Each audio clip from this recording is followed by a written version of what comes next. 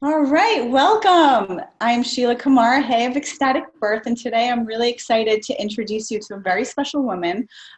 This woman is a mother of two. She is a doula. She is an artist. She is an art teacher to high school students. She is a feminine empowerment leader in her community, and she's also been on this journey with me for the past 6 months in the Ecstatic Birth practitioner training. So I'd love to introduce her. Hi, Mary Claire. Good morning.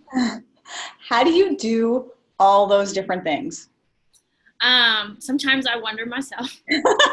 My youngest is 10 months old, but the connection, the thing that makes all of it make sense is my connection to a very embodied physical practice that I do every day.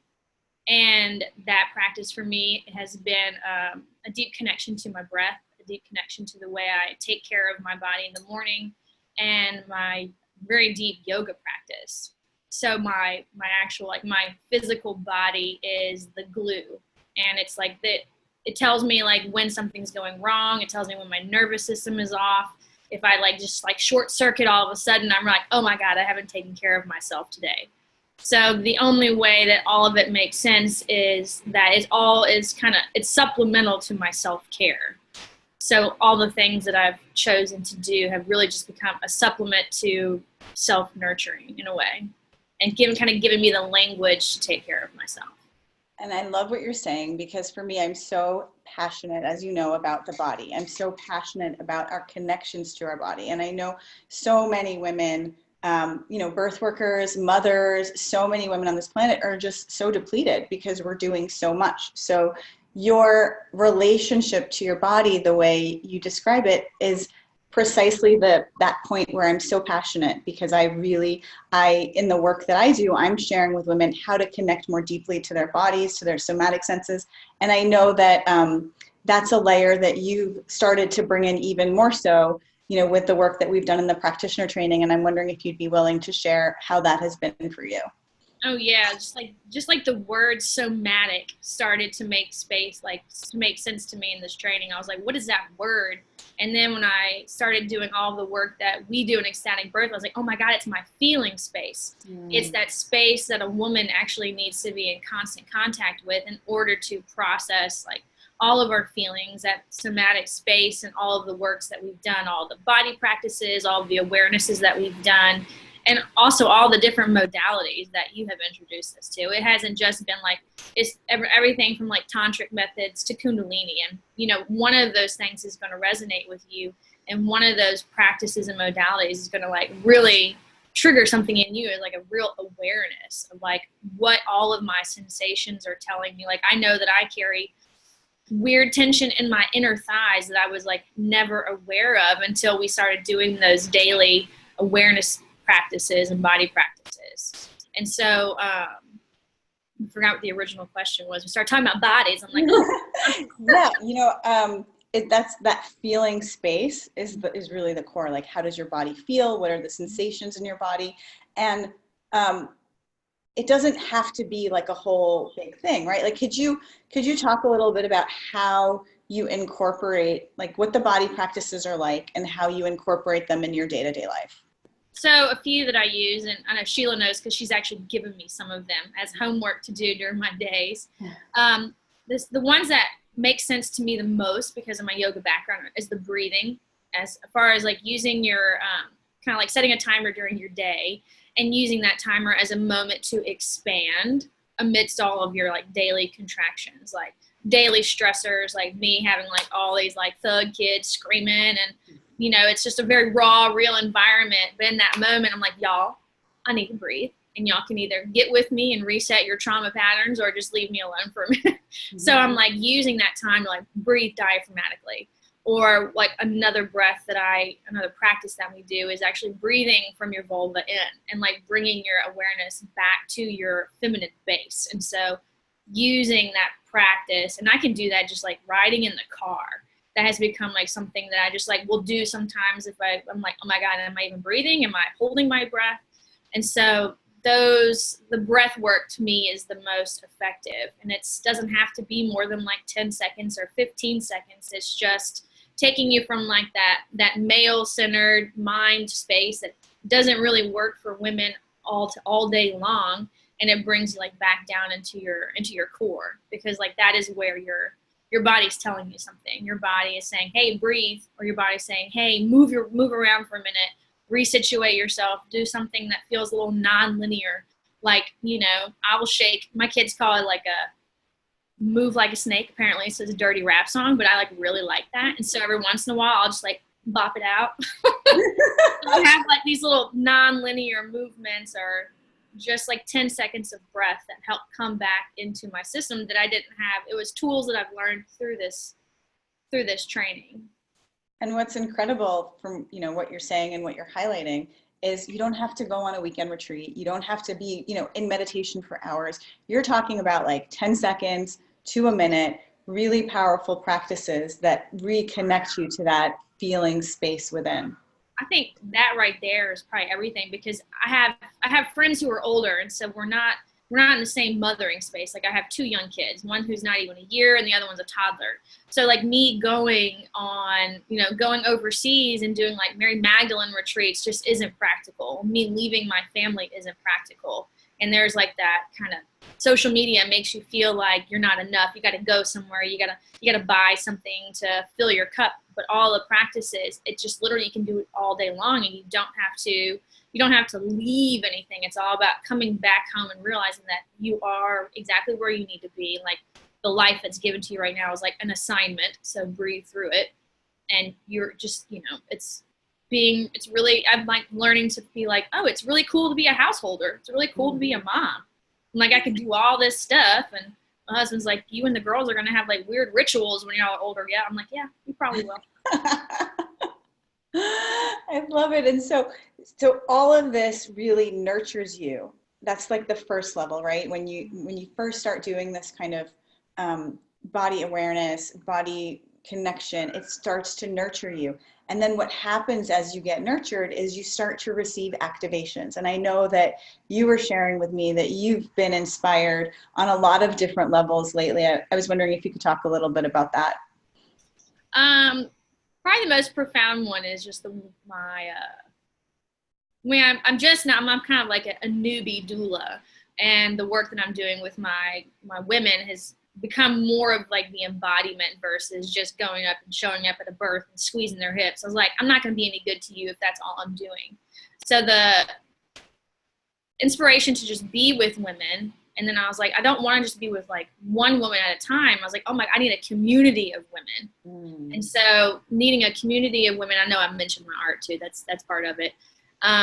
So I started a group in my community called the Rebel Blood Tribe, where we get together, and we actually have a full moon gathering at my house this coming Friday, and where we spend time together sharing content on what it's like to practice being in your body, being comfortable with the language of the female body, stripping away the idea of like our juices are mysterious. It's just being together, moving, laughing, gabbing, like kind of like creating that sense of tribal mentality of a woman. And so that's probably the most exciting thing, was just realizing I needed other women in my community to share this kind of practices with. And then I also, you know, it's activating my art on a whole nother level. And I actually just got a huge commission from our local birth center, which is awesome. So I have a massive piece that I'm working on for the actual birth center. And so everything is kind of coming to, I won't say fruition, because then I'll just get my hopes up. everything is describing birth in some way, whether I'm like birthing something in my art, birthing a deeper connection with my body, or birthing a community of women in my community who didn't know each other beforehand. And they're all like, oh, we have the same language. We can say the word orgasm and not blanch. And we know like the power of it and be okay with it. And we all like Mama Gina fans, and we didn't know it. So it's, you know, just realizing that I'm not the only one here. I don't have to be online all the time to do it. And I think what's really exciting, first of all, I love Rebel Blood Tribe. That's really hot. But I think also what is really exciting about what you're saying is you're doing another thing, right? Like you have all these things that you're doing already, right? Like you're a mom, you're a teacher, you're an artist, you're a doula. And here you're adding on a whole other thing. You're gathering these women. And rather than feeling like, oh, I'm so tired. I have to do another thing. It's actually energizing you. It's actually nurturing you. It's actually giving you energy, right? And it was my connection to my body and being aware of like when I'm depleted or when I'm full that has shifted the group from being like me constantly being on there providing like content posts. And now I'm like, all right, I'm only going to come on once a week. And it's really just a reminder to sign up for our in-person gatherings. So, because my body was like, I don't want to do it. I don't want to get on social media. I was like, something was like, you know, in my feeling space, something was like pulling me back. And so I just listened to it and I was like, all right, we're going to meet here and then, and I'll just come on once a week and give you guys like something to ponder that maybe I'm pondering myself, something that like makes you want to Google, something makes you want to question, something that makes you want to be curious. And then we'll come together and share in a more structured female circle format. And so that way I'm not feeling depleted or I'm like not forgetting to do something. So I'm adding something, but not in a sense where I'm like just one more thing to check off my list. It's listening to like the tenseness in my body, or if something feels good, I just kind of like, I don't have the weird twitch in my inner thighs. If something doesn't feel good, there's a twitch in my inner thighs. So it's very specific, very specific messages from my body.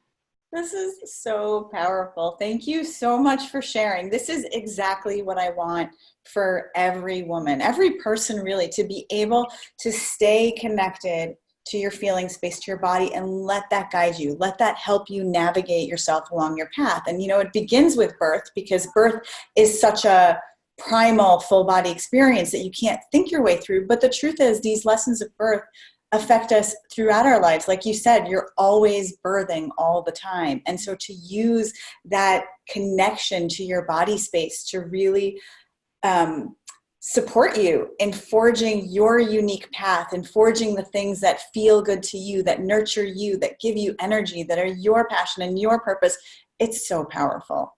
I think one of the best things you ever said was treat life like contractions. You've got moments of expansion and moments of contraction, but you can't expand without a contraction. Yeah. And so just knowing that even in those moments where I'm feeling tense and tight, that there is a moment coming afterwards, and like, what could it be? And like, I could be breathing even bigger into that space, and getting your family or everybody that around you to kind of like be involved in it has been, you know, a lot of women are like, oh, everybody thinks I'm just too much of a feeler. I'm like, well, women are meant to be feelers. We're, you know, that's how we process things. And so getting my husband on the same page, getting my students on the page. Sometimes they look at me and they're like, she needs a moment or something. So, because I'm very honest with them, I'm like, I'm not breathing in my ribs right now. I need some space.